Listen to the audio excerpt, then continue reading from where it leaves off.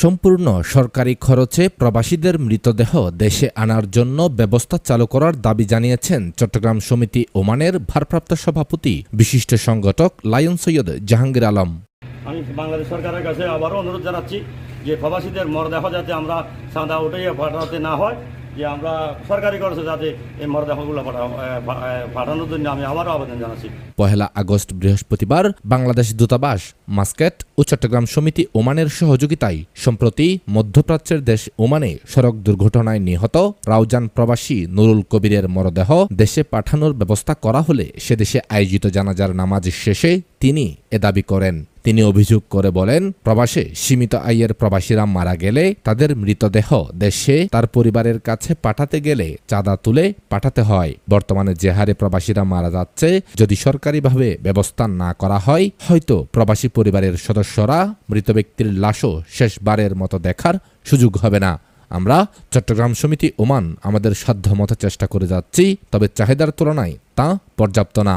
এ সময় জানাজায় উপস্থিত ছিলেন সমিতির উপদেষ্টা জাহাঙ্গীর চৌধুরী, কবির আহমদ সিআইপি, সেলিম পারভেজ, সহসভাপতি মোহাম্মদ মোরশেদ সিআইপি, সহসভাপতি মোহাম্মদ শাহাবুদ্দিন, আজীবন সদস্য হাজি মোসা চৌধুরী, মোহাম্মদ বাদশাহ মিয়া সিআইপি, সিনিয়র যুগ্ম সম্পাদক মোহাম্মদ জামাল চৌধুরী, যুগ্ম সাধারণ সম্পাদক মোহাম্মদ পারভেজ, মোহাম্মদ আমানুল্লাহ চৌধুরী বাবলু সিআইপি, যুগ্ম সাধারণ সম্পাদক মোহাম্মদ রিয়াদ সিআইপি, আজীবন সদস্য সৈয়দ আমিরুল ইসলাম বাবর, মোহাম্মদ হানিফ, সিনিয়র কমিউনিটি ব্যক্তিত্ব মোহাম্মদ হাবিবুর রহমান সিআইপি, সৈয়দ মোহাম্মদ নাসির, মোহাম্মদ আফসার, নাসির উদ্দিন, নূর হোসেন তালুকদার, ইসা সিরাজ চৌধুরী, সেলিম ভান্ডারী, মোহাম্মদ হান্নান, মোহাম্মদ জাহেদ ও নিহতের পরিবারের সদস্যসহ অনেকেই। চট্টগ্রাম সমিতি ওমানের সভাপতি সিআইপি ইয়াসিন চৌধুরী টেলিকনফারেন্সে বলেন, প্রবাসীদের মৃতদেহ দেশে পাঠানোর জন্য দূতাবাসের সাথে সমন্বয় করে কাজ করে যাচ্ছেন।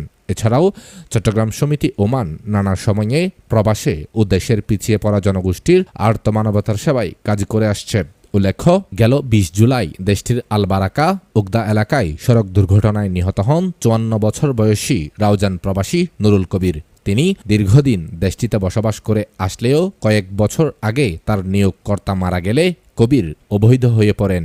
আসলে আমাদের এই প্রবাসী নুরুল কবির সাহেব, তখন উনি অ্যাক্সিডেন্ট করে মৃত্যুবরণ করার পর আমাকে সর্বপ্রথম ফোন করেছিলেন এখানে সেলিম, ওনার নাম সেলিম ভান্ডারী মনে হয়, আমাকে ফোন করেছিলেন। এরপরে ওনার দেশের থেকে আমাদের সভাপতি এবং আমাদের সম্মানিত উপদেষ্টা সরওয়ার চেয়ারম্যান সহ বিভিন্ন জনে আমাদের সাথে যোগাযোগ করেছে। আমরা খুব গুরুত্ব সহকারে আমলে নিয়েছি, কারণ দেশের যোগাযোগ বিচ্ছিন্ন থাকার কারণে আমরা অনেক কিছু এই বাংলাদেশ থেকে সংগ্রহ করতে পারিনি, বিধায় আমাদের একটু দেরি হয়েছে। এর পরবর্তীতে আমরা এখানে দূতাবাসের সাথে আমাদের সভাপতি আমাদেরকে নির্দেশ দিয়েছে যে দূতাবাসে কী সহযোগিতা করে দেখো, যদি দূতাবাসে না করে আমরা সম্পূর্ণ খরচে, আমরা চট্টগ্রাম সমিতি সম্পূর্ণ খরচে মৃতদেহটা পাঠিয়ে দাও। সেভাবে আমরা এগিয়ে গিয়েছিলাম। পরে আমি দূতাবাসে গিয়েছিলাম, যাওয়ার পরে ওখানে ওনার থেকে 200 রিয়ালের আমরা সহযোগিতা পেয়েছি। আমি দূতাবাসকে আন্তরিক ধন্যবাদ জানাচ্ছি। এরপরে আমরা চট্টগ্রাম সমিতির থেকে আমরা 200 রিয়াল দিয়েছি এবং পরে সেলিম পারভেজ সাহেব উনি 50 রিয়াল দিয়েছে। 400 রিয়াল দেওয়ার পর আমরা আজকে এই লাশকে বাংলাদেশে পাঠানোর জন্য আমরা এখানে আজকে চলে যাবো ইনশাল্লাহ। আমি বাংলাদেশ দূতাবাস এবং চট্টগ্রাম সমিতি এবং যারা সেলিম ভাই সহ যারা এই সবসময় প্রতিনিয়ত এই অসহায় প্রবাসীদের পাশে আমরা কাজ করে যাচ্ছি, আমরা সবাইকে চট্টগ্রাম সমিতি আমার পক্ষ থেকে এবং কৃতজ্ঞতা জানাচ্ছি। আমি একটা দাবি বারবার করে আসতেছি যে প্রবাসীর মাটিতে যেন আমাদের সবাই দোয়া করবেন যে কোনো প্রবাসী মৃত্যুবরণ না করে, কারণ প্রবাসীর মৃত্যুবরণটা এতটা বেদনাদায়ক, এতটা কষ্টদায়ক, এতটা ভোগান্তি, সেটা বলার মতো নয়। আমি বাংলাদেশ সরকারের কাছে আবারও অনুরোধ জানাচ্ছি যে প্রবাসীদের মরদেহ যাতে আমরা চাঁদা উঠিয়ে পাঠাতে না হয়, যে আমরা সরকারি খরচে যাতে এই মরদেহগুলো পাঠানোর জন্য আমি আবারও আবেদন জানাচ্ছি। ধন্যবাদ সবাইকে, আজকে যারা এই কষ্ট করেছেন আমাদের চট্টগ্রাম সমিতির সবাইকে, উপস্থিত যারা এখানে আজকে জানাজা একটা এই অসহায় প্রবাসী জানাজা শরীক হয়েছেন, আল্লাহ যেন আপনাদেরকে এই আশা যাওয়াকে খুব চান। বিভিন্ন ধরনের সহযোগিতা আমরা পেয়েছি, এমবিসি, চট্টগ্রাম সমিতি এবং আরও ব্যক্তিগতভাবে কিছু মানুষ আমাদেরকে যথাযথভাবে সাহায্য করেছেন। কারণ এই ওনার কাছে কী ছিল না, ওমানের বৈধ কোনো আইডি ছিল না, যার প্রেক্ষিতে এখানে আইন লোকেরা সবসময় ওই জিনিসটা বেশি চেয়েছিল।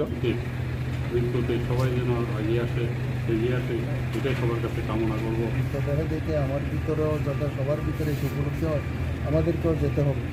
সেই হিসেবে যাতে আমরা সবাই সঠিক পথে চলতে পারি। আল্লাহর দরবারে আমরা এটাই কামনা করি। ভাই আমরা আছি আপদ বিপদে, যদি লোক মারা যায় আমরা আসি, যদি খবর পাই ইনশাআল্লাহ।